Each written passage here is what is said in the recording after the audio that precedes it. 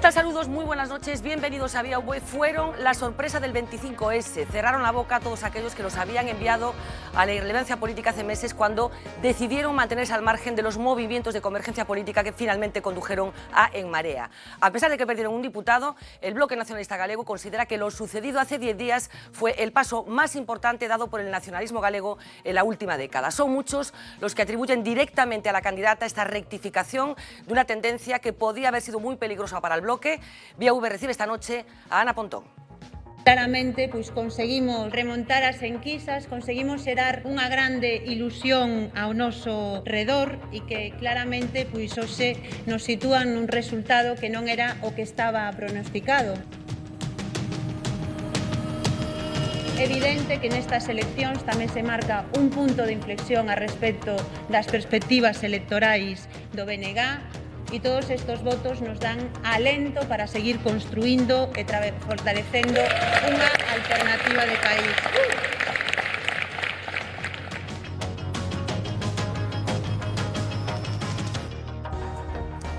Ana Pontón, moi boa noite. Moi boa noite. Moitísimas grazas por acompañarnos unha noite máis aquí en Vía V. Bueno, o Bloque Nacionalista Galego reduce nun deputado a súa representación parlamentaria, pero vence definitivamente as enquisas a esas persoas que decían hai uns meses que o mellor quedaba fora do Parlamento Galego. Falouse durante a campaña do efecto Pontón.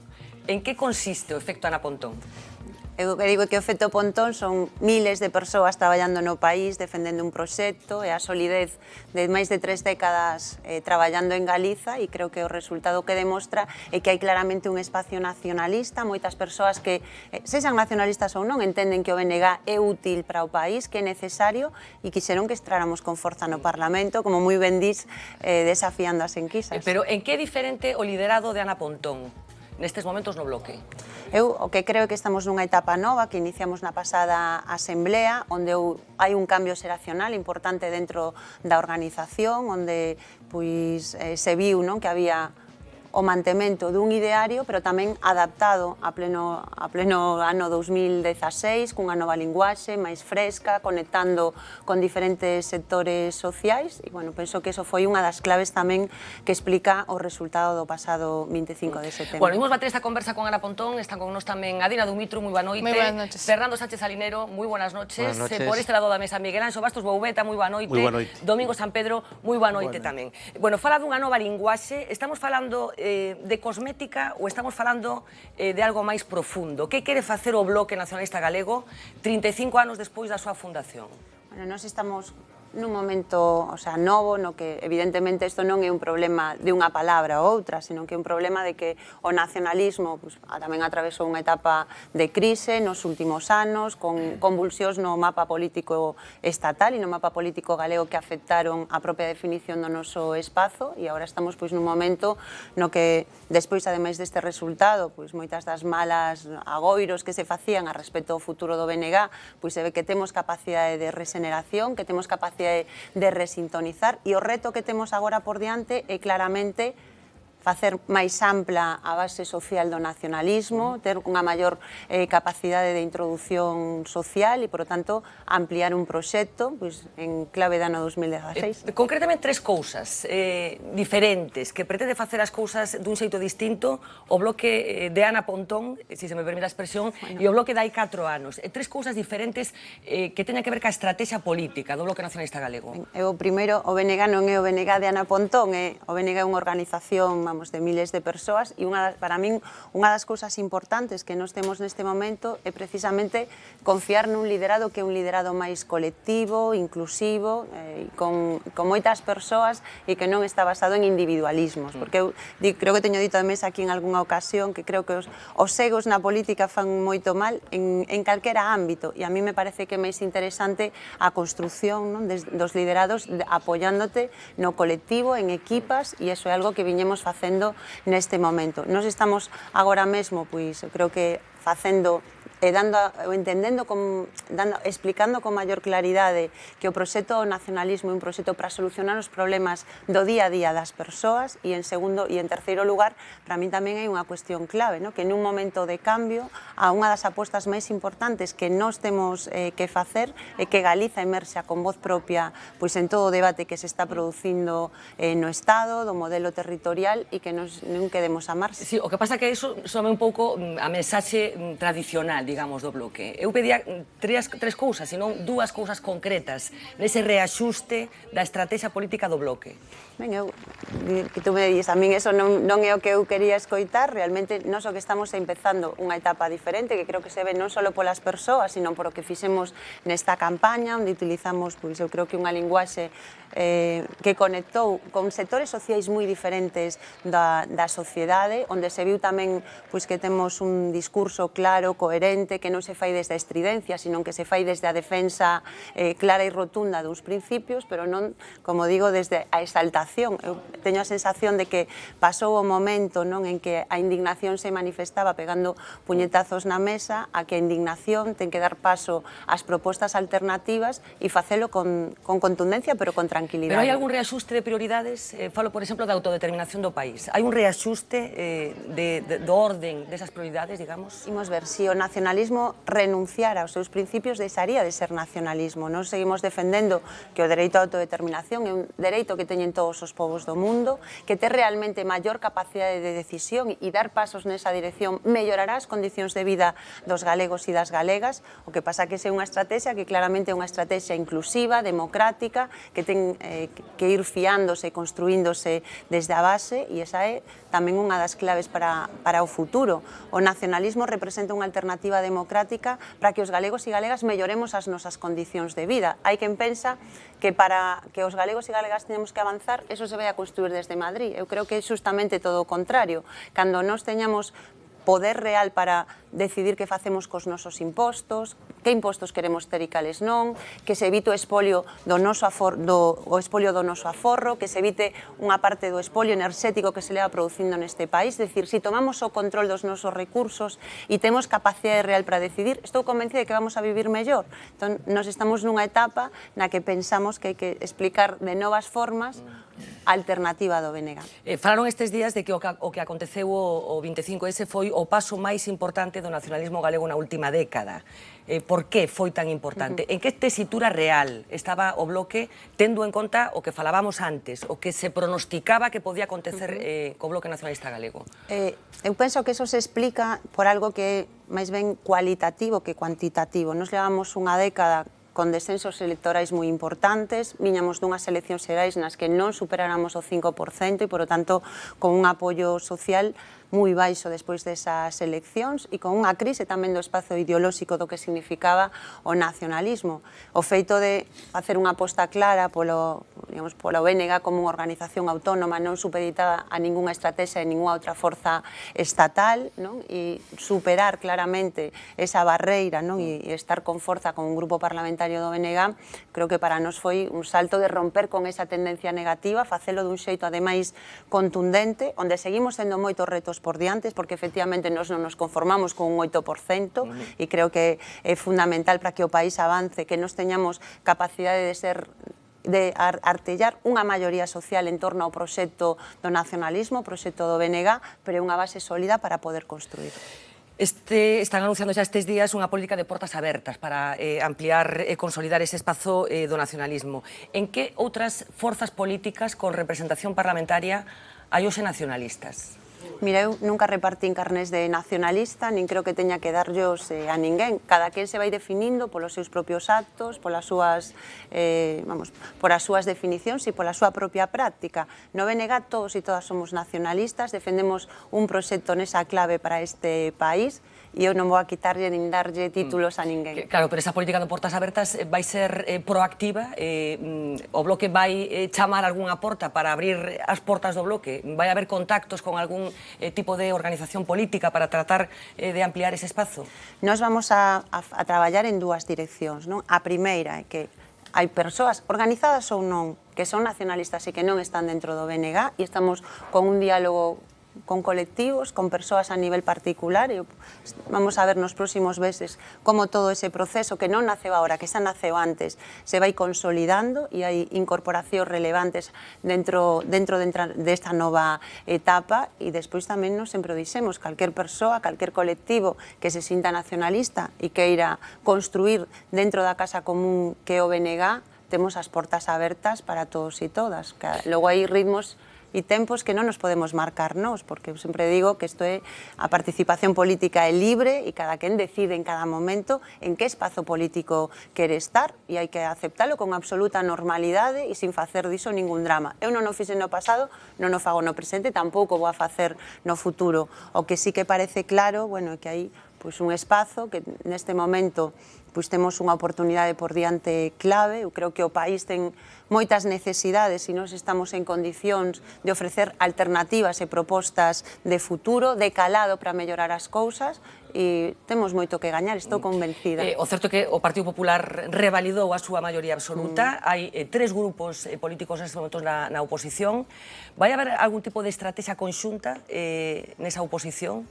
Por parte do Bloque Nacionalista Galego, vai haber algún tipo, insisto, de contactos, de estrategia compartida cos outros 2 grupos que teñen máis deputados que vostedes? No Parlamento cada grupo define as súas estrategias particulares e logo sempre habrá puntos de diálogo e a hora de poder trazar unha certa normalidade de funcionamento democrático e sobre cuestións que sexan de interese para o país. Nos vamos sempre a defender aquelas iniciativas que consideremos necesarias e vamos a apoiar tamén as de outras forzas políticas coas que coincidamos no fondo e que pensemos que son positivas para o país. Témolo demostrado no pasado, mesmo apoiando iniciativas que naquel momento impulsaba o goberno porque entendíamos que podían ser pasos para adiante. Eu lembro na primeira legislatura do señor Feijóo como nos apoiamos a reducción do gasto farmacéutico a través de recetar máis xenéricos, é dicir, que nós temos esa capacidade de diálogo cando se trata de cuestións que vemos claras, que nos parece que son positivas para o país, que o vamos a seguir mantendo nesta legislatura. Eu máis ben o que me parece preocupante é que estuvemos 4 anos onde o goberno do señor Núñez Feijóo na práctica o que fixo foi utilizar o Parlamento como un lugar onde pasar un rodillo, e iso non deixa de despreciar e de ser un menosprezo cara a opinións de outros galegos e galegas que están manifestadas no Parlamento e representadas a través dos grupos. Eu agardo que esta legislatura non teñan esa disposición e, sobre todo, que no Parlamento podamos falar das cousas con normalidade, sin corsés, sin tantas limitacións, porque un dos retos que temos por diante tamén é que os galegos e galegas se sintan orgullosos do que facemos no Parlamento, que coñezan as iniciativas e o traballo que se fai e que realmente o Parlamento se convirta no centro da vida política e non nunha especie de zombi como foi estes últimos 4 anos. Domingo San Pedro. Hola, moi boa noite. Vendo o BNG, que é unha forza nova, se se compara o mellor con un partido como o Partido Socialista, que xa centenario na súa historia, pero tamén unha forza bella comparada ao mellor con En Marea, é dicir, xa ten a súa tradición, tivo as súas etapas, tivo unha traxectoria en resultados, e a min gustaríame propoñerlle unha data que é a do 28 de febreiro pasado. Estábamos xuntos, coincidimos nun acto que era a Asamblea do BNG e o ambiente, dende logo, o ambiente que ali se palpaba era totalmente diferente ao que agora se palpa no Bloque. Era un BNG moi abatido, viña de perder a súa representación en Madrid nas xerais de decembro,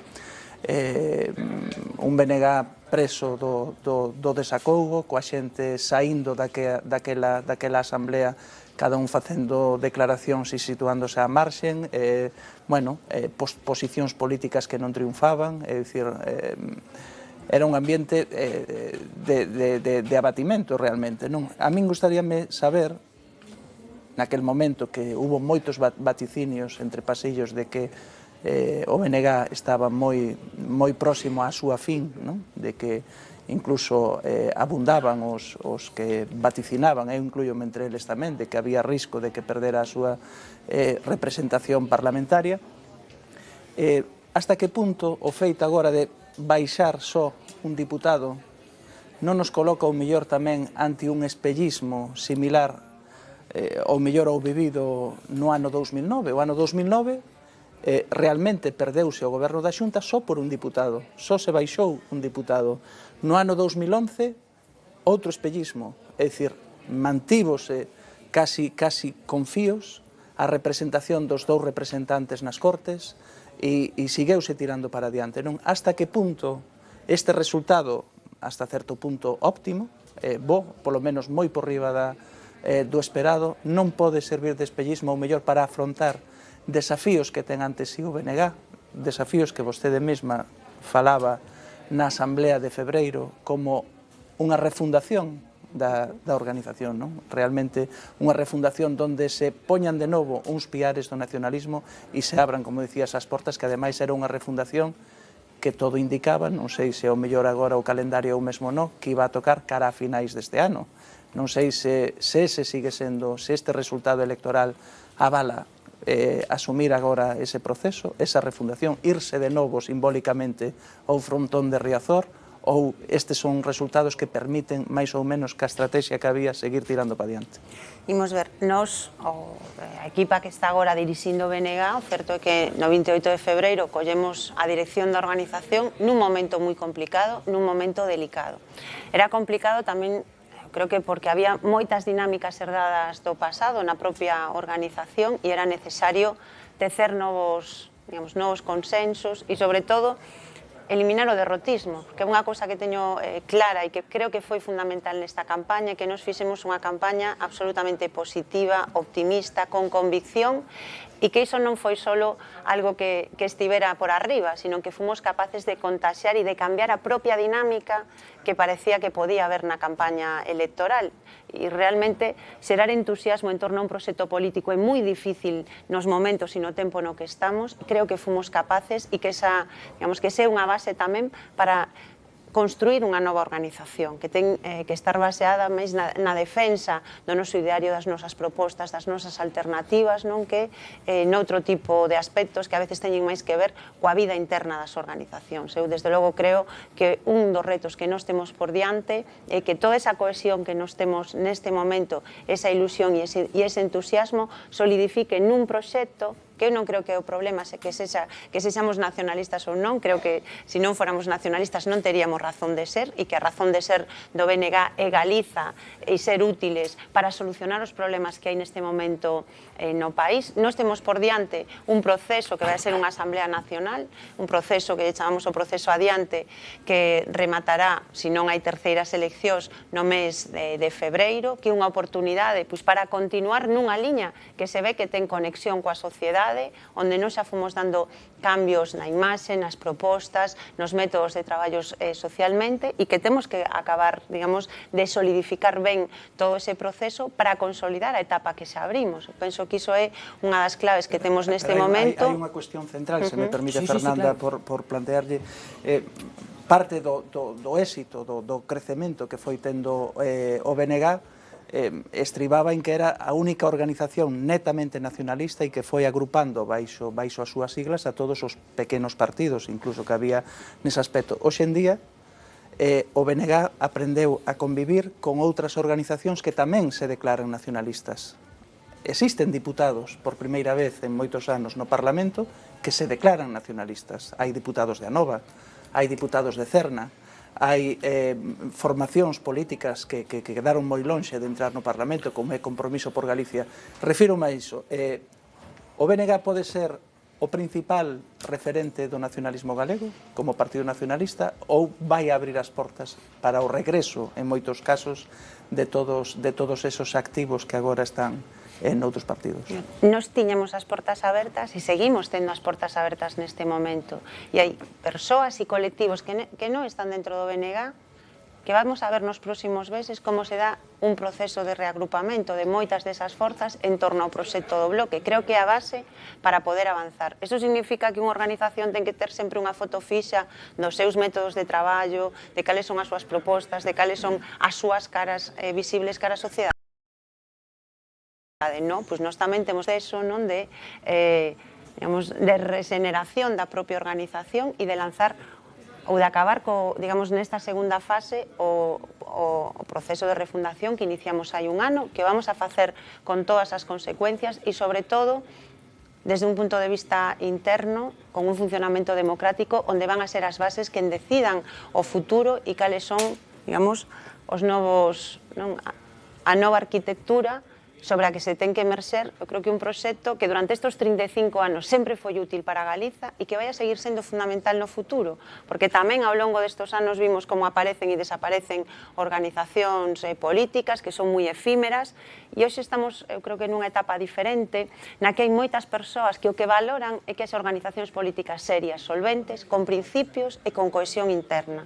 Porque está claro que para poder ofrecerlle un proxecto ilusionante aos galegos e galegas necesítase que as organizacións sepan que é o que queren defender, que teñan un proxecto político que dialogue pero que teña algún tipo de horizonte e solidez e cohesión. E nese sentido creo que hoxe o BNG están en boa disposición para enfrentar os retos que temos por diante desde a pluralidade, pero desde a unidade, e que estamos en boas condicións de ser os catalizadores de un cambio político que se ten que producir dentro de 4 anos, e nós vamos a traballar para iso. Miguel. A ver, eu creo que o BNG sí que tuvo moi bo resultado, porque as expectativas eran de 2%, eran penos, e creo que sí que aí tuvo que haber un efecto de liderazgo, tuvo que haber un efecto tal, pero desde logo algo pasou que aí subiu con respecto ás expectativas con todo. Creo que boa parte gracias a ela. O BNG ten unha serie de naquela renegue e diga que non que o colectivo, non, algo tuvo que ver ela, porque senón non se explica. Pero dito isto, o BNG ten unha serie de ventaxas a día de hoxe, e depois unha serie de desconvenientes a ver que opine que se moi claras. Primeiro, ten unha ventaxa estratégica moi grande que un partido cohesionado como un Penedo. É unha cousa, sufriu unha serie de decisións, o cual é malo, no sentido que perde cuadros, perde xente, pero claro, os que quedan son absolutamente leais, e os que aguantaron hasta ahora é que son absolutamente leais, porque as expectativas eran totalmente contrarias. Os que aguantan son. E é unha ventaxa moi grande, é unha forza moi cohesionada. Estratégicamente ten outra ventaxa moi grande. Os outros partidos que compiten no vosso espacio están fragmentados ou potencialmente fragmentados. É dicir, o PSOE está como está, e a Marea, pola propia estrutura que ten, que pode ser unha cousa que é moi ilusionante, si se gana poder despois, eso non ten forma de cohesionarse, porque ten diputados que teñen obediencia desde fora, ou diputados que teñen obediencia desde dentro. É moi difícil facer un grupo parlamentario así. Ni siquiera é percibido como un partido de aquí, se vende como que unha especie de marca de Podemos, e que esa lectura está acollando máis, unha especie de marca de Podemos interna. Entón, eso externamente, eso vai fragmentar, eso non sei, non me quero meter cosas, pero intuitivamente, a pouco que sepamos de estrutura de partidos, sabemos que eso é moi inestable, non ten unha lógica moi estable pola propia posición, pola propia dinámica, xa iban peleados dentro de Podemos en dous bandos, xa iban peleados outros, entón é moi difícil de cohesionar, sobre todo se non hai poder, se hai poder pode botar millóns de galiñas e as galiñas van ali, pero se non tes poder, como xestionas todo eso despois, non? E despois tes outro aspecto moi importante, que é un partido simpático, ainda que parece que non. Ainda que parece que non, porque eu falo con moita xente que non son votantes, que xente que vota PP e así, pero o BNG o ven como somos da casa, como o viño do país, o ven como unha cousa que de aquí. Que? Riquiños, non? Non, o ven de aquí. E o outro é unha cousa que ven de fora, así ven da fábrica, non se sabe moi ben onde ven. O outro é como da casa. Non, mellor non te votan, pero ves como unha cousa boa. Entón, esas tres cosas son potencialmente un valor a potenciar no futuro. Qual é o problema vosso? Na miña opinión, o me contesta. Primeiro, falta de transversalidade. Un partido nacional, moitas veces eu digo, que o BNG o problema que ten é que a veces é máis de esquerda que nacional. En que senso? Que sí que é nacional, é de obediencia galega e ten que ser cosa, pero ao final só pata coa esquerda. Só é capaz de patar coa esquerda. Ao final parece que unha muleta da esquerda. E sabe como cosa que sempre falamos desto. Un partido transversal, o PNV pata con todo. Desde Bildu hasta o PP. O CIU pata desde esquerda hasta co PP, pata con que lle den diante, e sin inmutarse. É un partido nacional porque pensa en clave nacional, non pensa en clave de esquerda. Outro, nos que patamos con PP, parece que se rompe. Pois pata con PP ou co Ciudadanos, o que faga falta, o que dé máis po país. Eso é o que falta. E despois ten que haber unha estrategia de medre. Claro, se perderon moitos cuadros. Cara onde ides medrar. Vamos quedarnos no espacio ali da esquerda, así co de esquerda, por outro, ou vades a ser transversais e vades intentar quitar o voto onde está, que o voto onde está, está no PP. sempre discutía cando estaba... Eu no Bloque se discutía esta cosa, onde está o voto? Onde está a xente? Miguel Anxo, se alguén non lembra que Miguel Anxo estivo no Bloque, efectivamente. Que nunca me preguntei de estar, agora non son... Non, xa sei, xa Cosas sei. como estas de... Que estaban sempre así co comunismo e estas cosas así todas. Pero pegas a esmentar, digo, para onde pensades que hai que ir? Ben, eu creo que o BNG sempre foi e sigue sendo unha organización para as maiorías sociais deste país. Foi no antes e sigue sendo agora, e de feito nós temos un proxecto que beneficia non só aos traballadores e traballadoras. Eu estou convencida tamén que moitos dos pequenos e medianos empresarios e autónomos lles iría bastante mellor con unhas políticas como as que defende o BNG que coa visión tan centralista e unitaria que neste momento no Estado, que claramente está indo cara a unha centralización tamén de todo o poder económico e que eso vai en contra dos seus intereses. Na práctica, os únicos que realmente defendemos, por exemplo, as caixas e que se mantivera o poder político financiero galego fomos os do BNG, porque Feijóo fixo un paripé, pero na práctica o único que conseguimos foi que se vendera a banca a un precio irrisorio, absolutamente ridículo, para entregarlle a un empresario venezolano que vai acabar especulando co que foi un patrimonio común de todos os galegos e de todas as galegas. Por lo tanto,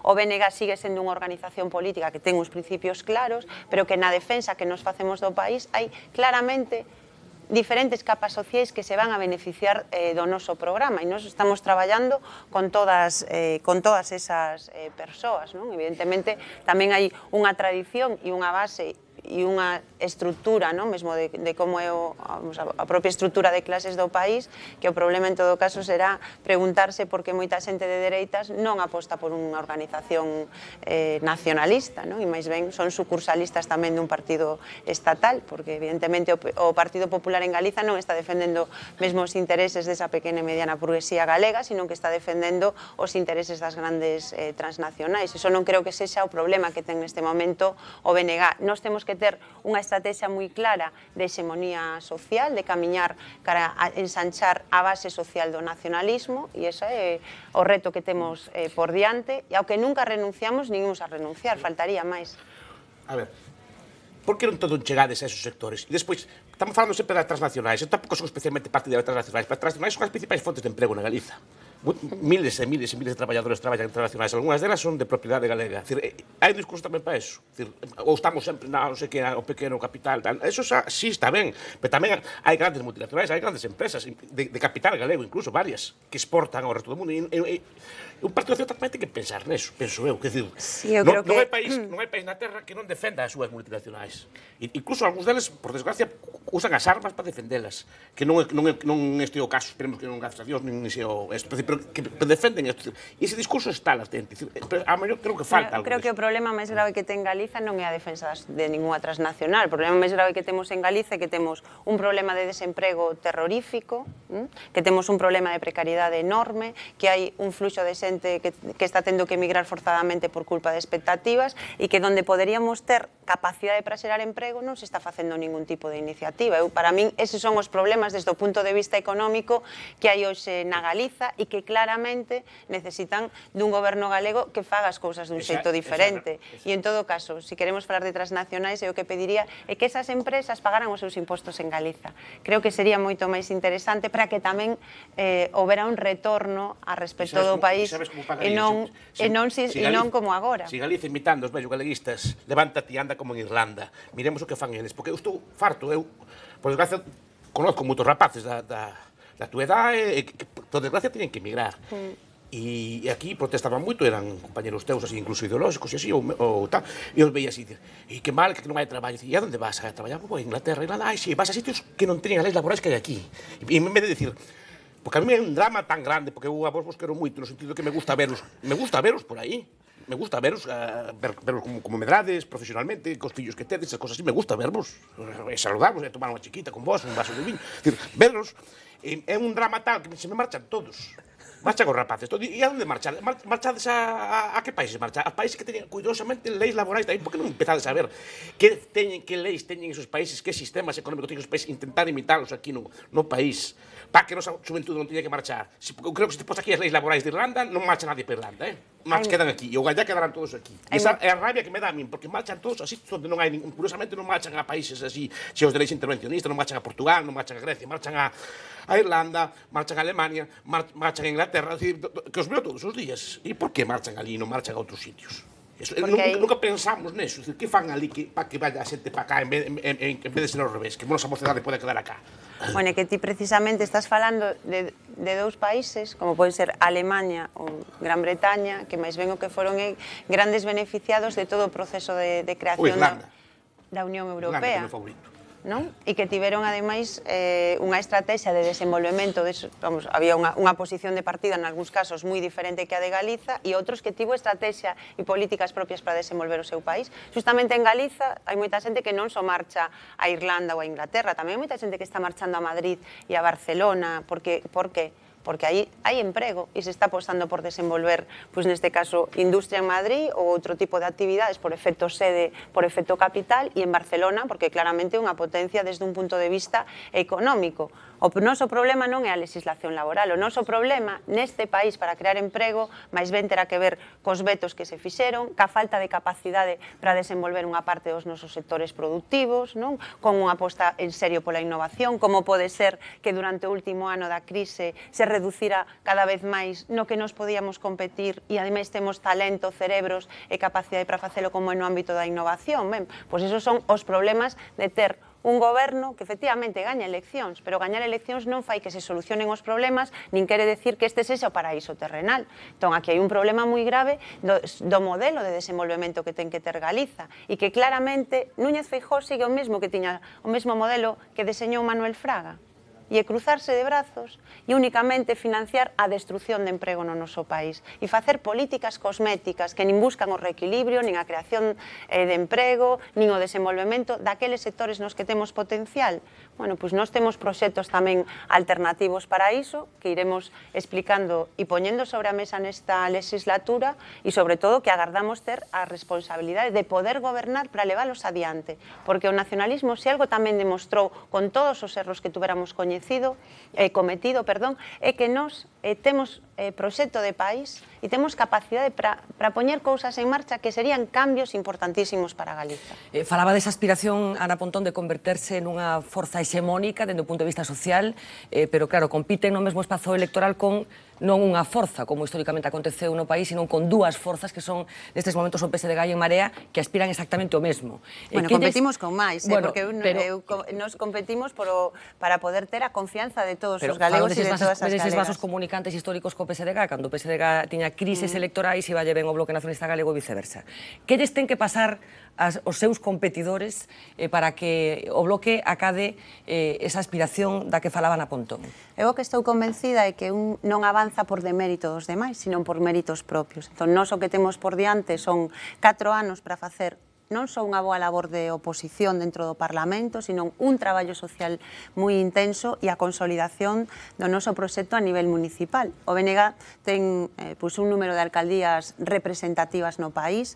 Estamos demostrando que nesos gobernos, cada lugar ca súas particularidades, pero os gobernos do BNG fan que avancen, que melloren, que son referentes en moitos ámbitos. Creo que sobre esa base nos temos solidez para poder avanzar, non só a nivel municipal nas vindeiras eleccións dentro de 3 anos, sino que eso se xa o sostén para que se poda producir un cambio relevante nas vindeiras eleccións. Pero para o Bloque sería unha boa noticia que lle vaya mal o PSDG e que lle vaya mal a En Marea? É que eu non creo, estou convencida, o noso avance non depende do mal que o fagan os demais, sino do ben que o fagamos nós. E temos unha posición de base que eu estou, teño convicción de que vamos a ser capaces de dar unha remontada, de facer un traballo que sexa un espello no que moitos galegos e galegas se sintan representadas con independencia do que votaran nestas eleccións e que vamos estar moi a pé de rúa recuperando o terreo no traballo social que estivo, eu creo que moi abandonado nestos últimos anos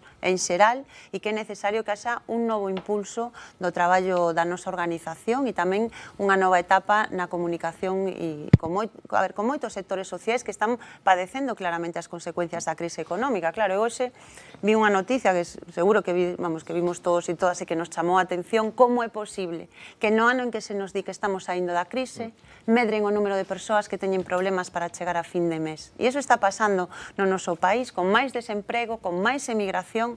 As cousas teñen que cambiar e eu creo que neste momento o goberno galego, o señor Núñez Feijóo, ten unha responsabilidade moi grande. Anunciounos que vai a facer un gabinete continuista.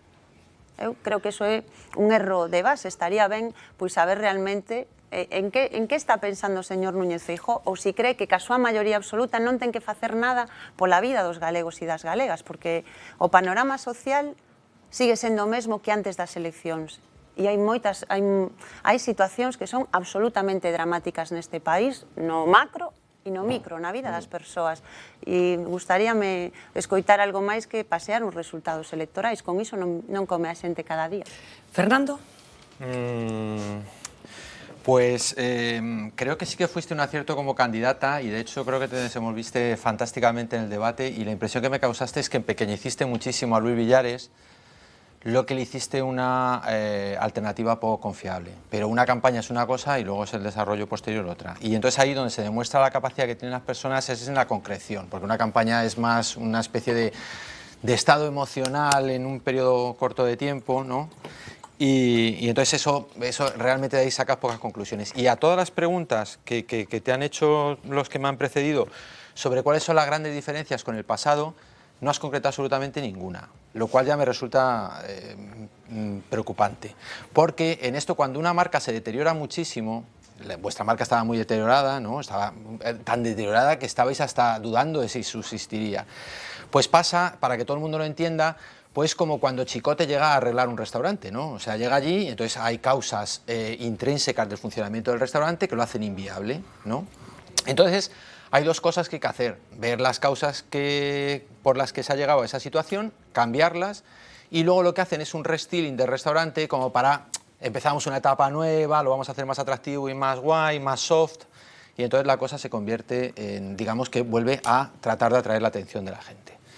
El problema es que si se quedan en que el restyling es la solución del restaurante, lo que viene luego es, como pasa normalmente luego cuando sigues a lo que ha pasado con los restaurantes de Chicote, es que vuelven al sitio donde estaban.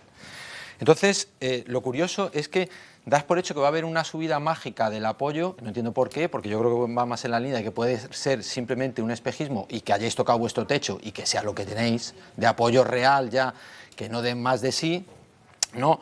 Porque los otros también juegan en el tablero, probablemente dejen de tener los fallos que han tenido, que también tienen una papeleta buena para jugar, pero bueno, peor ya es difícil que lo hagan, ¿no? O sea, es que los contrarios que luchan por vuestro espacio ya es imposible que hagan peor, salvo que se disuelvan, o sea, ya podría ser. Entonces, por lo tanto, yo no estaría tan confiado.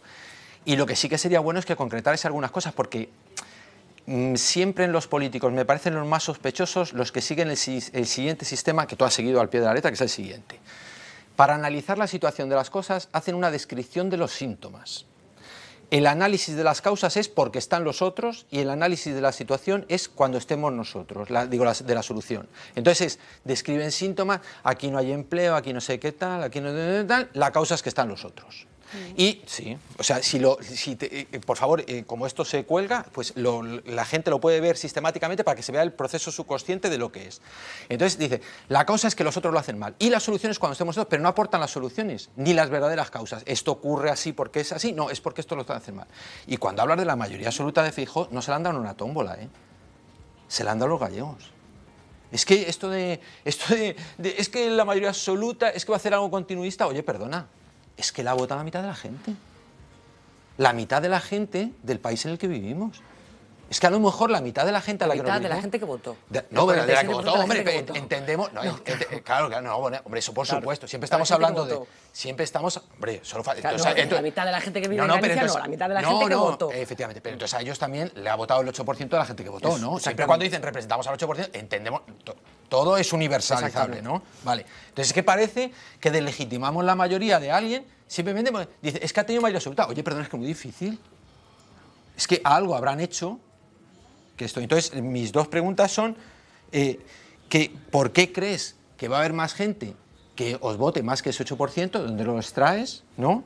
Y qué es lo que hicisteis mal en la etapa anterior, porque si no hemos aprendido de los errores, que eso no lo dices, porque parece que es toda una afirmación continuista, pues es que lo vamos a seguir repitiendo. Es decir, pero claramente, porque esa mínima autocrítica a la gente también le gusta, porque denota sinceridad y sensatez, que dice, mira, aparte de rollos estéticos, del rollo vamos a hablar más y tal, y el buenismo este de la frase que no dicen nada, es, mira, nos equivocamos en esto, nos equivocamos en esto, que yo te vi y dije, mira, esta tal y como comunica, muchísimo más fresca, directa.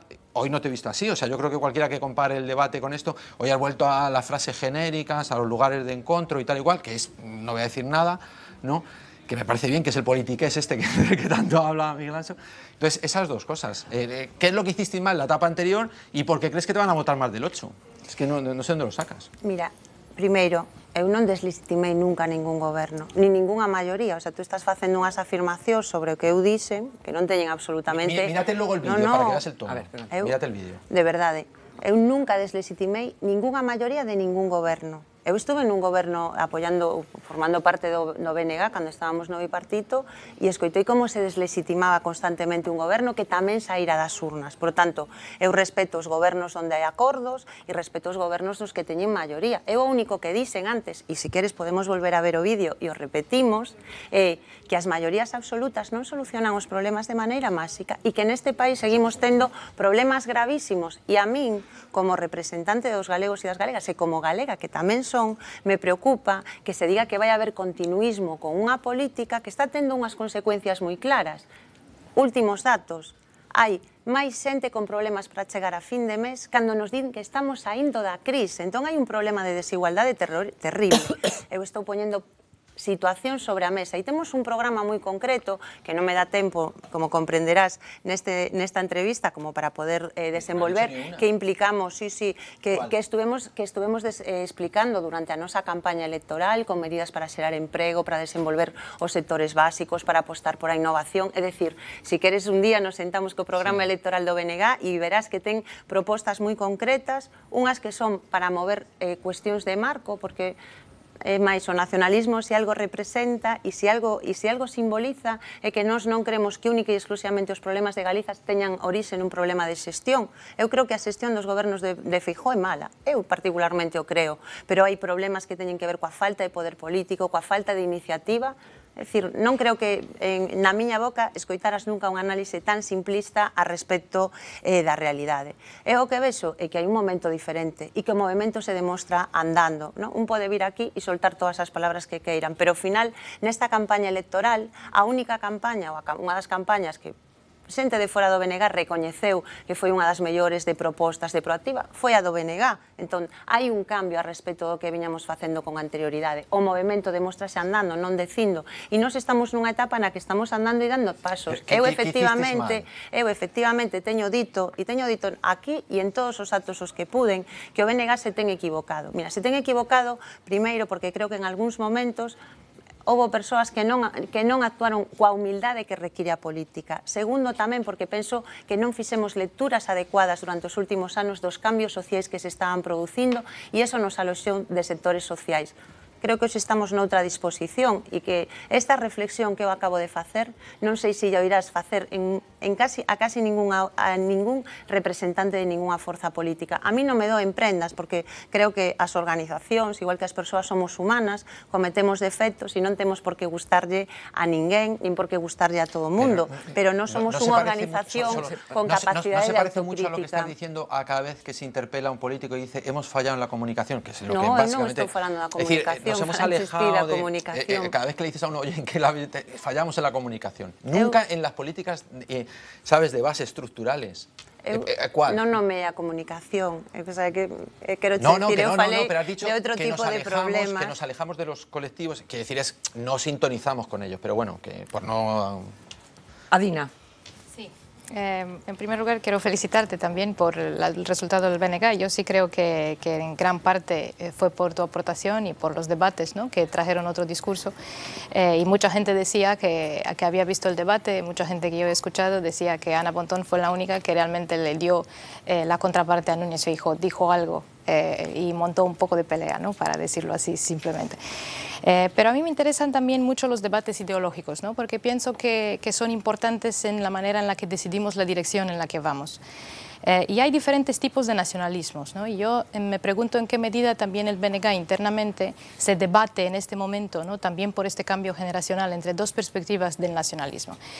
Hay por un lado un nacionalismo del tipo aislacionista, ¿no? Que piensa que la gestión de nuestros propios recursos y el hecho de tener la parte positiva del nacionalismo, ¿no? Que tiene que ver con el orgullo de lo nuestro, con la identidad nacional, que ese tipo, que la manera de ir económicamente es simplemente cada vez aislándonos más de estas fuerzas que nos dominan, de las multinacionales, de todo, la gestión económica internacional que en este momento, por desastrosa que sea, existe, ¿no? Y eso es, por ejemplo, en este momento un nacionalismo de Gran Bretaña. El Brexit fue explicado por un nacionalismo así, se puede explicar también desde esa óptica.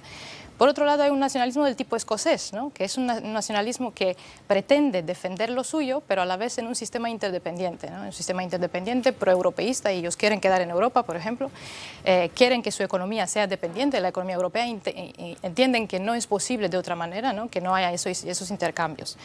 Entonces, mi pregunta es, ¿en qué medida el BNG defiende un planteamiento aislacionista en ese sentido o más bien interdependiente?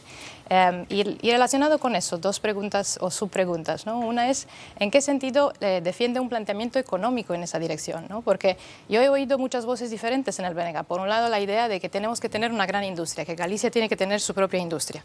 Por el otro lado, este planteamiento más reciente de la izquierda, digamos, de la economía social y solidaria, de la iniciativa emprendedora, de defender las empresas que salen de aquí, ¿no? Y la pequeña y mediana empresa, sobre todo, de pequeña escala. Y también relacionado, o sea, ¿cuál es el planteamiento económico en esa dirección? Y la última subpregunta es, ¿en qué sentido el BNG tiene todavía un conflicto en definir esa dirección de la interdependencia, ¿no?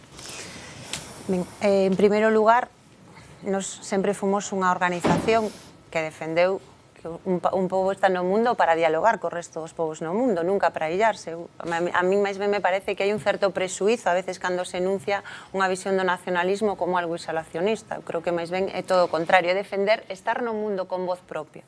Creo que esa é a base, ademais, que sempre tivo o nacionalismo galego, a súa participación no mundo, porque mesmo se faláramos do Brexit podíamos analizar que a interdependencia e o papel de Gran Bretaña vai a seguir existindo e unha relación coa Unión Europea moi específica, pero non é hoxe o momento de dar ese debate. Non somos un nacionalismo inclusivo, un nacionalismo que cree que con maior poder político e capacidade para poder determinar unha parte da nosa política económica, do noso pacto social, non? Da definición de cales deben de ser os dereitos que hai nun marco político galego, vamos a avanzar e vamos mellorar, pero iso non significa, e nin nunca o significou, esa imaxe, que eu creo que é unha imaxe moi caricaturizada a respecto do que significa calquer movimento nacionalista, que a imaxe de que un quere pecharse e que non quere dialogar cos demais, máis ben Pero nos... déjame ponerte un ejemplo.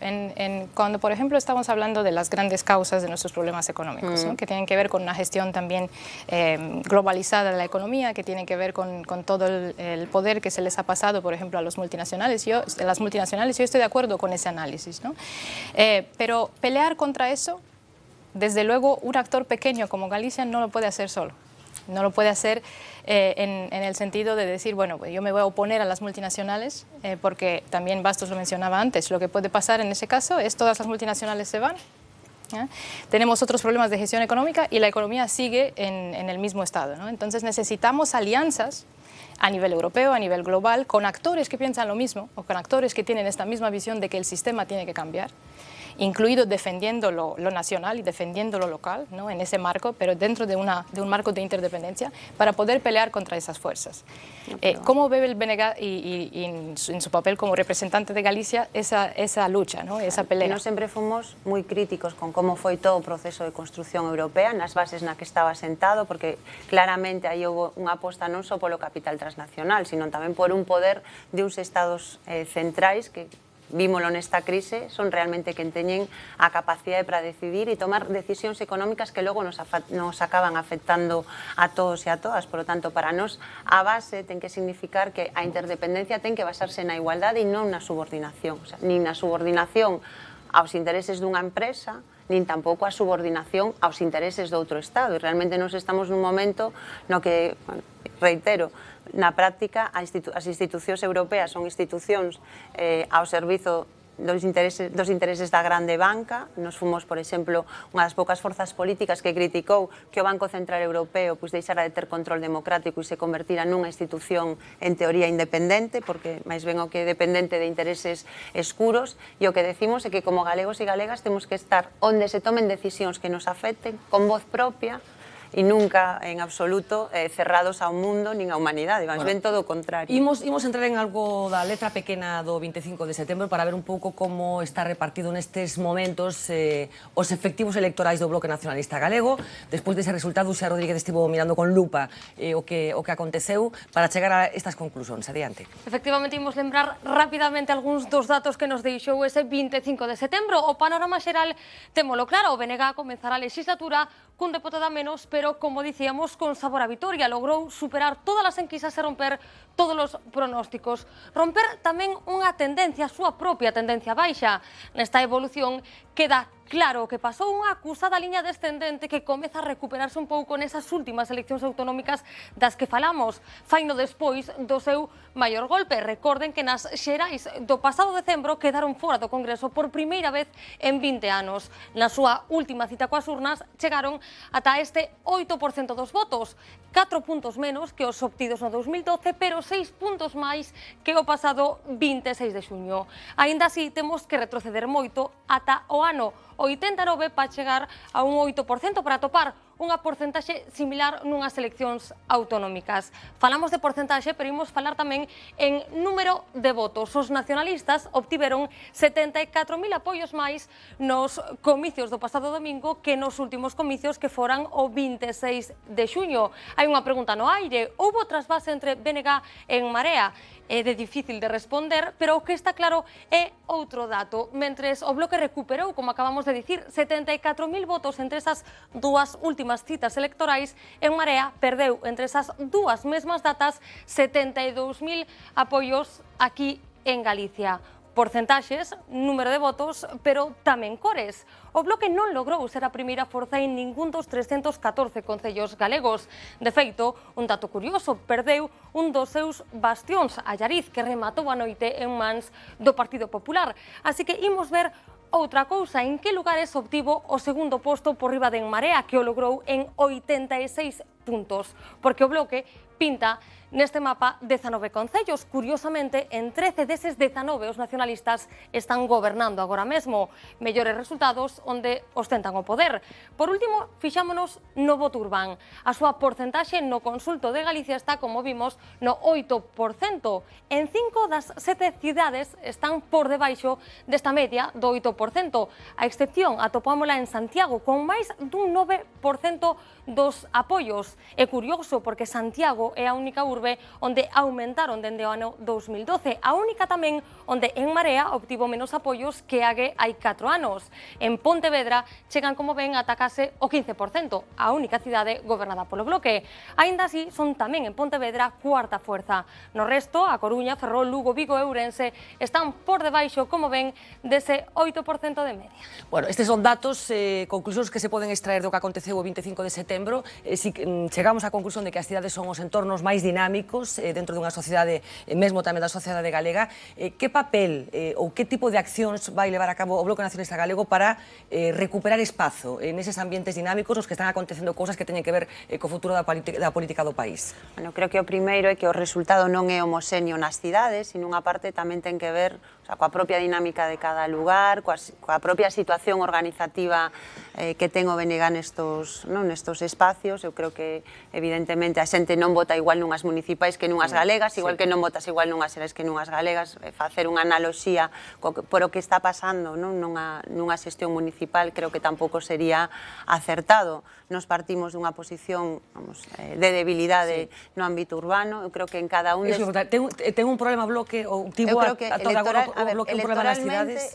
Está claro que desde as últimas eleccións municipais tivemos un revés importante nas cidades e a nos preocupa moito porque son os entornos onde vive máis poboación e efectivamente hai unha debilidade moito maior. Eu creo que hai casos que son moi diferentes, non é o mesmo a situación de Ourense e Vigo que a situación que podemos ter en Coruña, Ferrol ou en Santiago de Compostela. Houbo eu creo que nunha parte errores que cometeu a nosa organización en cada unha desas cidades, errores importantes tamén na xestión municipal que acabamos pagando como a propia organización, e para min non hai unha fórmula máxica, sino que máis ben en cada unha das cidades nos vamos a ter que ter estrategias diferenciadas, primeiro de recuperación e fortalecemento do espazo, digamos, de nós como espazo organizativo, e está claro que cunha estrategia específica en cada unha delas. Falaba antes Miguel Anxo Bastos que o Bloque chega a este punto despois de que todo o que aconteceu dende a famosa Asamblea de Amio como organización rocosa. Pero nas últimas horas escoitamos a unha persoa que foi portavoz nacional do Bloque, Xavier Vence, reclamar que se volva a convocar esa corriente crítica, digamos, que se concretou hai uns meses no chamado Manifesto de Vidán. Como recibiu vostede esa petición de Xavier Vence? Bueno, desde a normalidade, a mí non me preocupa en absoluto que haya persoas que se queiran reunir, vamos, non somos unha organización plural, todo o mundo ten dereito a reunirse, a debater, a falar, o que estou convencida, porque a mes tamén o falei con el personalmente, é que todo o que estamos facendo é para fortalecer e traballar unitariamente no nacionalismo, no BNG, fortalecer unha estrategia que faga, pues, que superemos con moito este 8%, e todos e todas temos claro que hai que traballar con cohesión, con unidade e cada quen defendendo aquelas cuestións que considere mellor, como non podería ser de outro xeito. Pero lle parece que era o momento de que Xavier Vence, 10 días despois das eleccións, plantexara isto? Eu creo que cada quen ten dereito a reunirse, a falar e a comentar o que queira, e iso eu non o vexo, vamos, non o vexo como un problema, me parece que é saudável nunha organización política. Outra pregunta tamén a partir do que decía Miguel Anxo, deixa un momentillo, escoitote enseguida, pero decía, para converterse en forza hexemónica hai que roubarlle votos ao Partido Popular, que é o partido máis votado no país. Por que un votante do Partido Popular, seguro que algún nos está vendo, podería votar o Bloque? Pois porque eu estou convencida de que hai moitas persoas que nas propostas concretas que nos facemos están de acordo con non voten o que voten nas súas eleccións, nos diferentes procesos electorais. Estou convencida de que defenden que a Galiza lle iría mellor se en vez de estar sustentando as grandes empresas eléctricas e uns beneficios escandalosos quedaran para o país, un modelo de desenvolvemento. Por que non o fan? Un pouco preguntado o que decía Fernando, por que non o fan? Evidentemente, unha organización política, o sea, en 30 anos está claro que tuvemos momentos de máis apoio, de menos, cousas que fixemos ben, outras que fixemos mal. Eu creo que neste país, o sea, as cousas non son tan sinxelas, non se cambian as cousas da noite para a mañán. Evidentemente hai unha maioría que nestas eleccións seguiu apostando por consolidar un goberno do Partido Popular. Nos o que temos é que eu creo que traballar mellor na sociedade, ter unha estrategia de expansión organizativa, pero tamén de traballo máis sobre as propostas concretas que ten o nacionalismo para este país, e iremos dando pasos, porque isto é dialéctica que non pasa só en Galiza, sino que pasa en moitas outras partes. Miguel, escoito de seguida, pero deixa un momentinho porque fomos á rúa para facer un pequeno test de galeguidade, enténdase con toda a ironía que intentamos facer as cousas. Preguntas básicas para testar o coñecemento que a xente ten de algunhas cousas que teñen que ver con este país. Galegos somos e cada un ao seu xeito, pero canto sabemos de Galicia? Hoxe sometemos a cidadanía ao noso test de galeguidade. Quen escribiu o himno galego? Álvaro Cunqueiro. Ai, espérate, Pondal. Non sei. Eduardo Pondal. Castolao sería. Ten unha calle adiante, cerca de Riazo, non? Pondal.